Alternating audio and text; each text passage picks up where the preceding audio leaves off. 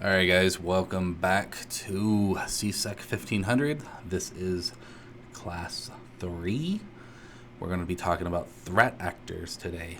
So in cybersecurity, threat actors are definitely, they're the reason why we're in business. They're the individual groups who seek to exploit the vulnerabilities within our networks and our systems. And we need to understand what they are, who they are, what kind of attacks they like to do, and how do we defend against these type of attacks? We need to figure out what their motivations are, what their capabilities are, and what their tactics are. So threat actors themselves can be motivated by financial gain, political objectives, personal grievances, or just, because they just want to be the cause of disruption. So each actor type that we'll go through today has a unique set of challenges, and we'll talk a little bit about each one of these, okay? So first of all, what makes up risk? Well, we talked about threats and vulnerabilities before. So what makes up risk? Well, we've got vulnerabilities plus the threat equals risk. So normally you can't have one without the other. If you have a vulnerability and no one was there to attack it, well, the risk would be very low. But once you have a threat and a vulnerability, we can then try to figure out what makes up our risk. And in this case, our risk actually could be high depending on how easy it is to attack and how good our threat is, whether or not it's a nation state hacker or maybe just a script kiddie. So let's talk about those. Before we get into threats themselves, we always have to have that conversation of what hat are you? So there are three different types of hats as an attacker. You can be a white hat, a black hat, or a gray hat as a attacker. And I'm hoping that every one of you out there are going to be white hats. White hats are ethical hackers. They're the hackers who we want to hire. They're the ones who try to protect things. Black hats are the ones that are trying to exploit us for whatever they might have for financial gain, political objectives, grievances, again, or just because they want to see the world burn.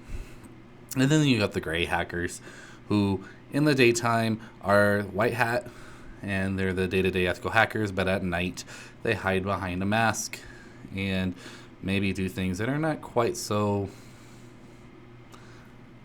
ethical. So, what are threat actors? Well, understanding the motivations between cyber attacks is essential for anticipating any of the threats that we're going to have and how we're going to defend against them. So the threat actors themselves are the people that we're trying to protect against. They can be an internal or an external threat. Internal being like an employee, and external being somebody we don't even know. It could be a competitor, it can be a nation state actor, whomever it may be.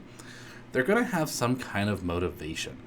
Now, the motivation there's a lot of different motivations that a threat actor can have. As I said, we talked about financial gain, political. They may have an idea at hand.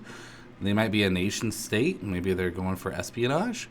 Maybe they have, maybe a challenge, or maybe it's even corporate espionage, where corporations try to fight against each other, try to take the other one down, or steal their intellectual property.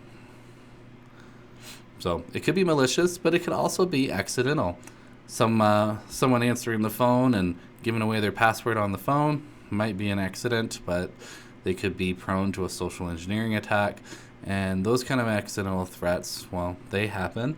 We just got to figure out how do we protect ourselves against it? Threat actors themselves do have a level of sophistication. So depending on what kind of threat actor we're dealing with, depends on what kind of resources they have, what kind of education they may have, or skill set they have, and how do we identify each one of these and protect against them? Each one's a little bit different. We talked a little bit about motivations already. Here's a few. Maybe they want the fame. Script kiddies or activists are always looking for fame.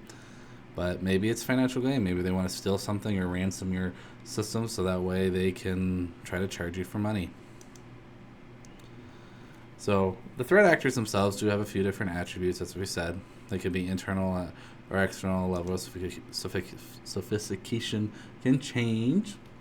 But the first type of threat actor I would like to talk about is what we like to call the unskilled attractors. aka script kiddies. Now, the script kiddies themselves, the attacks themselves are carried out by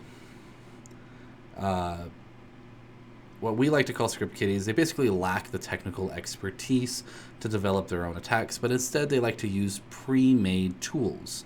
These pre-made tools could be like Metasploit or some of the other tools that we need to learn about as we move through our cybersecurity education. So the best way to protect yourself against a hacker is to know the tools that they're using and protect against them. So again, unskilled attackers, or otherwise known as script kiddies, are typically individuals with no formal training. They're not going to have any of their own exploits. They're going to be using tutorials or pre-built tools, but despite their lack of skill, they can easily get into systems, especially for those who aren't very well protected. So just saying, hey, they're a script kiddie, they don't really have anything here, is something that I don't really want to hear from anybody. But definitely make sure that you understand what a script kiddie is or what an unskilled attacker is. But be aware that their motivation normally is going to be curiosity or maybe even just some fame. They tend to look for opportunity. So they're not looking for something. If something is there, they may act upon it. So they look for the low-hanging fruit. They sometimes act upon boredom or mischief, and sometimes it could be revenge or personal grievances. Someone who is trying to get back at somebody or something like that. Again, as I said, they're going to be using automated tools and scripts. They like to go for denial of service attacks, mainly because most of these floodings are pretty easy to do. It doesn't take very much work to do. They like to go for website defacements, brute force attacks, using pre-built malware, and really what they're looking to do is to do service disruptions, data breaches, reputational damage. And really the best way to protect against a script kiddie is to patch your software. As long as you are patching your software and that you're using MFA, multi-factor authentication, it's an easy way to protect against a script kiddie. Now, we still need to monitor and we need to respond to any activity that we may see. And definitely a lot of script kiddies like to talk, they like to show off, so it's pretty easy to get motivations from their peers to have them get turned in. The next one I want to talk about are hacktivists. Hacktivists themselves are a type of threat motivated by political, they could be done by social or ideological, I can't say the word, ideological causes. Unlike cyber criminals who are normally going for financial gain, hacktivists use their skills to promote their beliefs. So hacktivists normally are supporting a cause like PETA or freedom of speech or environmental protections or human rights. Hacktivists are going in for embarrassment. So they are the individuals and techniques, they form activism, and a lot of people already know different pieces of this. For instance, Anonymous. Anonymous is a hacktivist group. While each person inside the group may have a different ideology, it still is a hacktivist group. So some of the motivations that you're going to find, again, is political activism. Maybe they're against certain political parties or governments, or maybe even in response of policies they disagree with. It could be social justice, such as human rights, environmental protection, or anti-corruption. And you can have freedom of information. Think about WikiLeaks on this one. So a lot of hacktivists like to free flow information. They don't like censorship, and so they go towards release of the restrictions on data and make sure that we can get to it. Could be anti-corporate sentiment, which means that the corporations are engaging in unethical or exploitative behavior. They might attack a corporation to get back at them. And some of the techniques they like to use website defacement, because remember, they've got a message to get out. They like to do DDoSs, denial of service attacks, which means that they're trying to take down the service so they can't provide the service that they were going for. They might leak information to say, like, look how bad this corporation is. They might dox people. Doxing involves publicly posting of private information of like home addresses, phone numbers, emails. Basically, they like to steal information and then dox people. Now, you can have a lot of reputation damage, especially when it deals with a corporation, service disruption. You can have data breaches because while they're doxing people, that's still PII data, right? This is personally identifiable information. They could definitely get some identity theft going on there. You can have intellectual property problems, IP, and there could also be some legal consequences along it. So we've already known about Anonymous. They're pretty popular. Other people are like LulzSec. We've already mentioned WikiLeaks is another one. Well, how do we defend against it? Well, we just have to strengthen our web security because they love coming through web portals on these because they like to do things that are going to deface you as a corporation. We need to make sure we have DDoS protection, which is pretty popular now in most firewalls. We need to make sure that our data is encrypted and that our access controls are set up, because remember in our first chapter we talked a lot about confidentiality and integrity, and we need to make sure that both of those are still being met, as well as availability with the DDoS. We need to keep an eye on the public social media platforms to make sure that there isn't an uprising starting to happen. So the hacktivists themselves are pretty much, they've got a point to make and they're looking to make it, okay? Next, we've got organized crime. Organized crime refers to the highly structured groups of networks. Organized crime themselves are highly coordinated criminal groups that engage in cyber attacks to achieve financial gain. They normally are looking for financial gain. These groups operate like traditional crime syndicates, but often their activities take place in the digital world. So we're looking at cyber criminals, but they're definitely going to be skilled, they're going to be well funded, and they're really going to be in charge of a lot of these bigger activities such as businesses and governments. They use very sophisticated tactics to try to get back at other corporations and individuals, but really what they're looking for here is that their motivation is all about money. Money, blackmail, fraud, extortion, theft. These are all things that organized crime is looking to do. Okay. Now, the tactics that they like to use, they love to use ransomware. They love to use phishing and spear phishing. So basically, they're looking to get into the highest levels of the corporations. They love banking Trojans, basically to find ways to steal money from your corporations. They like to do carding, which means they're trying to steal credit card information. They love the use of botnets, which is a form of denial of service, but botnets are taking it to the next level where they're using compromised systems throughout the world to either, one, collect information, or they're using it to attack you all at once. So they're looking for service disruptions and reputational damage as well. So there's some pretty famous ones that happen in here. We've got like the dark side. They're the ones who did the Colonial Pipeline one not too long ago. Unfortunately, when they did that, it caused a lot of fuel shortages for the rest of us. You've got the Evil Corp, which is a Russian group. They like to do banking Trojans. And then you've got the Fin7 group, which definitely goes for hospitality. They normally attack hospitals. Now, how do we defend against these guys? Well, we just have to implement very strong access controls. Definitely have to have MFA. We definitely need to patch our systems.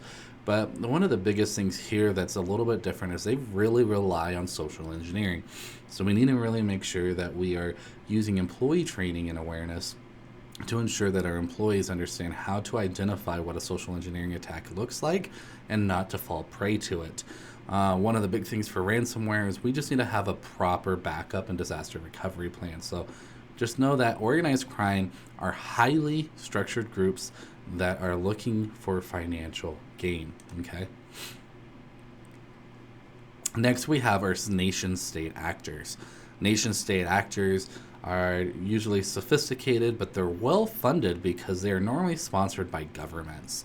So in order for them to achieve geopolitical or national security objectives, For instance, China or Russia have some really big corporate espionage companies that they like to work with.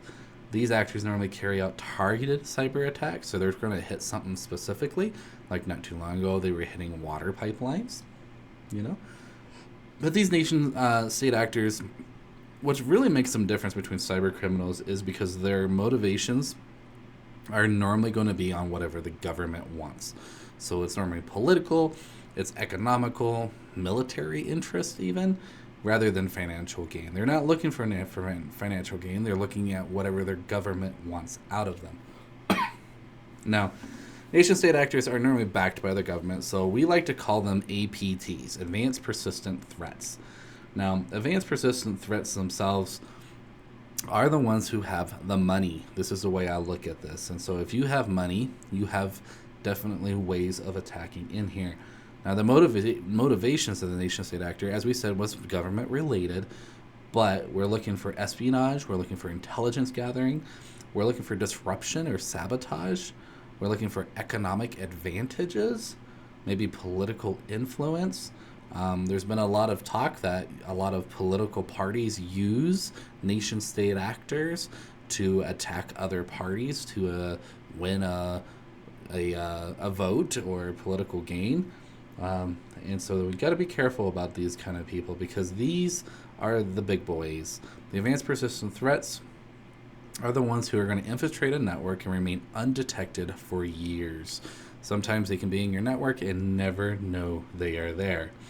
So they like to use things called zero-day exploits. These are the exploits that are not really known yet. They're vulnerabilities within the environment, but they're not known. And they may not be known to anybody. So they're 0 days, but they're unknown 0 days. And so they like to just sit there and gain persistence. Persistence means that these APTs just sit in the background quietly, acting like they belong, and nobody knows they are there.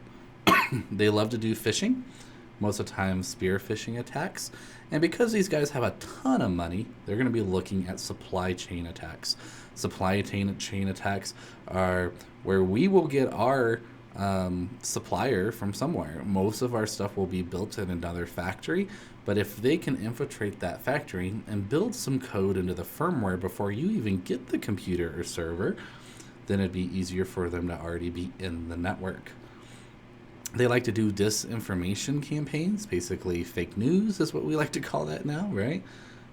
They like to do a lot of these things. Now, the impact could be a whole bunch of different things. We can have the escalation of international conflicts. We can have political to destabilize political parties, a whole bunch of things. But the big one, the latest one that I can think of would probably be the SolarWinds attack. So SolarWinds in 2020 had a supply chain attack where the nation-state actor, believed to be Russia, compromised the systems and they were able to be in the background. Now the problem is SolarWinds is one of these people that, well, they have software in so many different corporations. So if they get their code into a product like SolarWinds, then it'd be very easy to notice. There's been other hardware companies out there who had their issues, such as Supermicro. Supermicro had firmware that was calling back home and allowing a back door to go back for the systems. And so there's definitely ways to doing this.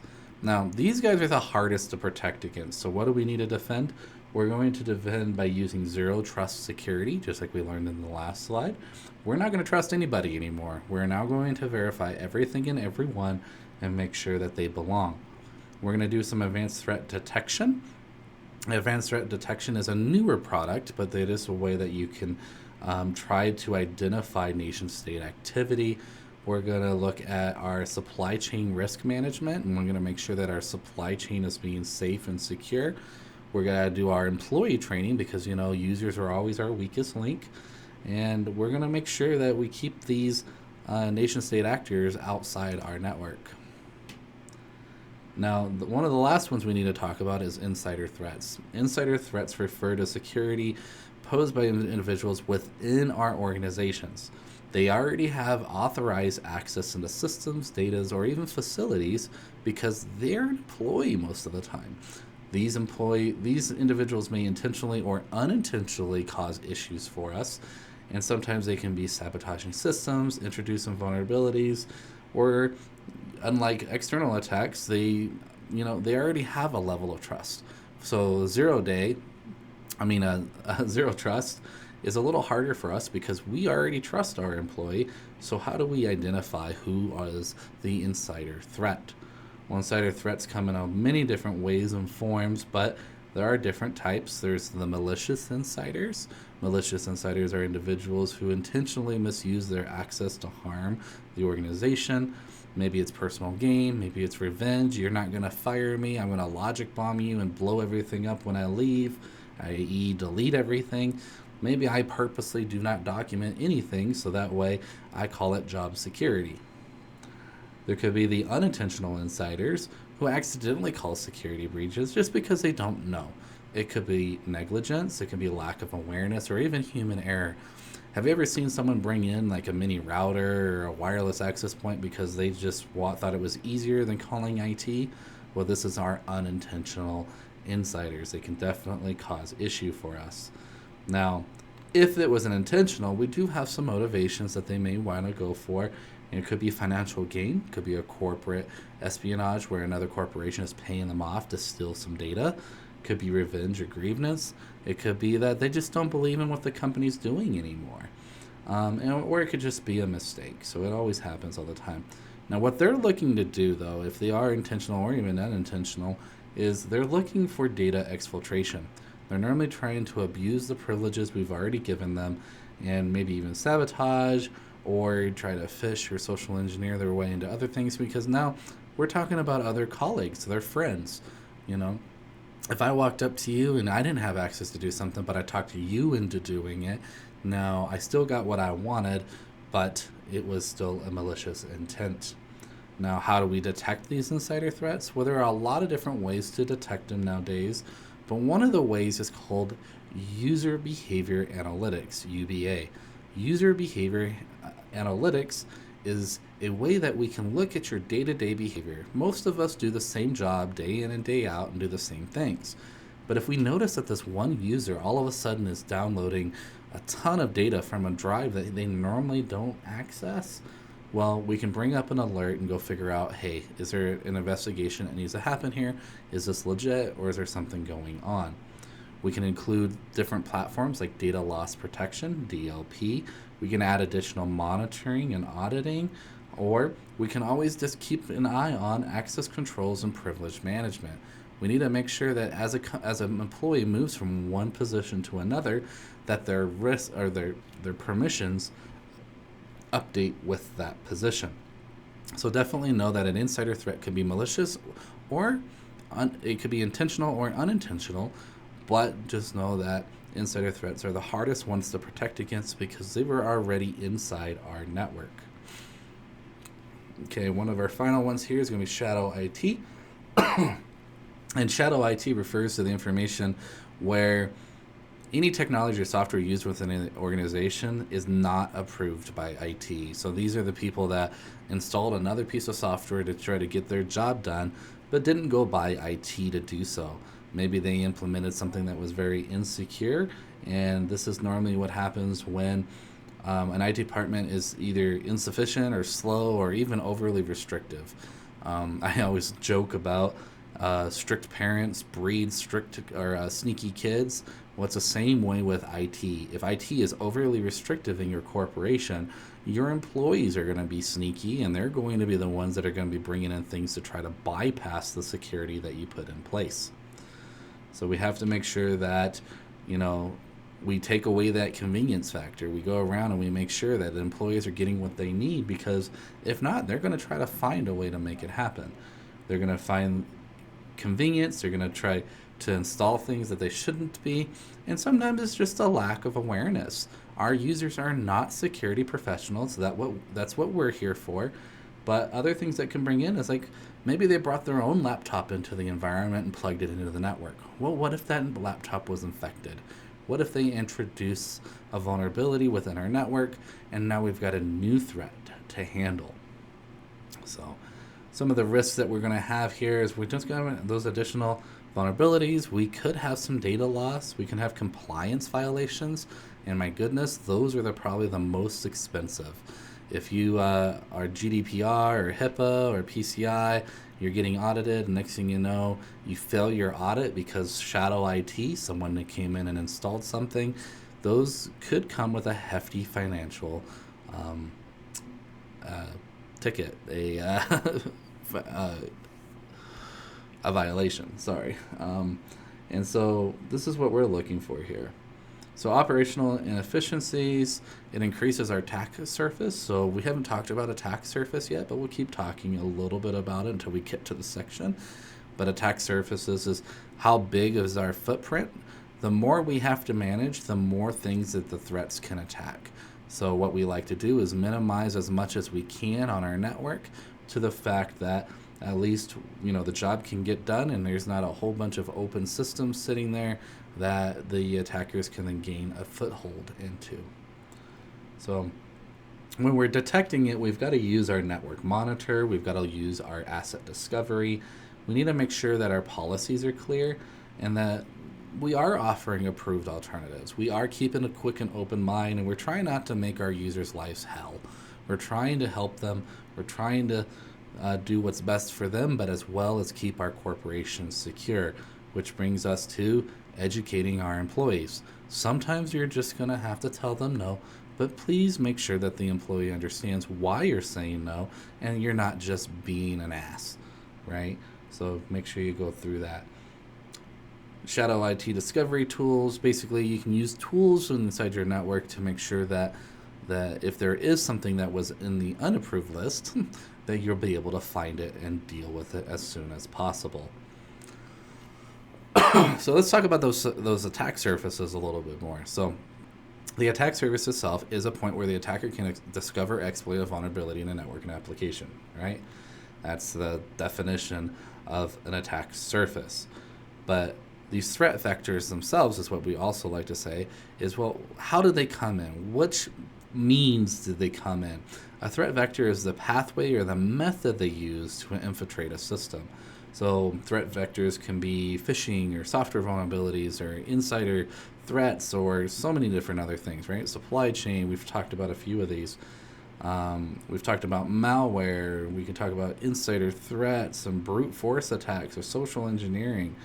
There's a whole bunch of things. But when we're talking about our attack surfaces, we need to make sure that the attack surfaces are entry points where an attacker can attempt unauthorized unauthorized access to our system is minimized to the best we can. Now, there are a lot of different types of attacks for attack surfaces. We can do the physical attack surface, which includes all physical access, such as servers or workstations. Imagine if you're a global company and you have hardware across the globe. It just makes it real easy to get into your hardware because how are you going to keep an eye on everything? We've got the human side of attack surfaces, where you've got the employees or contractors. What if we social engineer them, phish them, or exploit their human error?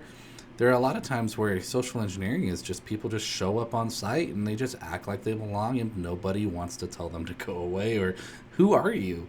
So we have to definitely double check all of that. Now, how do we outsmart these threat actors, really? Well, in order to outsmart the threat actors, we do need to use threat intelligence. Threat intelligence is a way that we can stay ahead by gathering data and try to anticipate what kind of threats are happening. Now, threat intelligence, there's multiple ways of doing it, but really, it's all about what's happening in the world today. We start seeing an uptick in ransomware attacks. We need to make sure that we protect against that. And so we need to make sure that we're patching and we're updating our systems. We can do red team or blue team exercises where we can simulate the attackers or the defense and try to protect our environment the best we can. Now, of course, we're not going to attack our environment, but maybe we'll simulate it and we'll try to protect everything. Now, there are different types of threat actors, as we talked about, and so the strategies is definitely going to be through threat hunting.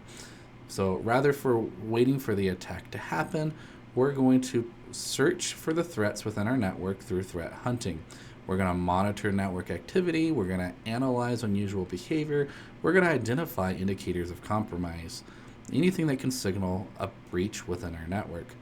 We use different advanced tools to identify and mitigate threats, and hopefully before they can cause significant damage. Because if we can find something like, let's say, a command and control connection where an attacker is already in our network and we found their outbound connection, maybe we can cut them off before they cause any more problem. We can definitely implement our zero trust security model, just saying we don't trust anything, and let's start building upon that. We need to make sure that MFA is implemented on every user account, not only the users, but our service accounts. We can segment our networks. Now, many of us have gone through the Network Plus or CCNA classes, and those classes teach us that we can use VLANs, we can use network segmentation to help minimize or isolate segments within our network to limit the spread of an attack. We need to patch our system. We may want to use a SIM or an EDR. A SIM is a security information event management system. We'll talk more about those. Or we can use an EDR, which we'll talk more about as well, which is an endpoint detection response system, something that we can put on the end devices to help detect things. We've talked about user behavior analytics to make sure that the users are doing what they say they're supposed to be doing and making sure that our users are fully trained. Now, this list can go on, and we can talk about how to outsmart threat actors, but we really have to look at each one and who's actually trying to attack our system. Is it script kiddies? Is it hacktivists? Is it cyber criminals? Is it APTs? Who is coming after us, and how do we need to defend against it?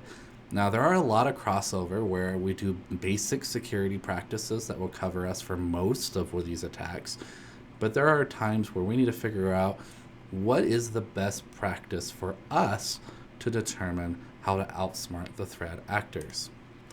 So that's the end of this section. Our next section is going to be on physical security. If you have any questions along the way, go into Canvas, go wherever you need to go, ask some questions, keep studying, and we'll make our way through all 27 versions of this series so that we can be ready to take our Security Plus.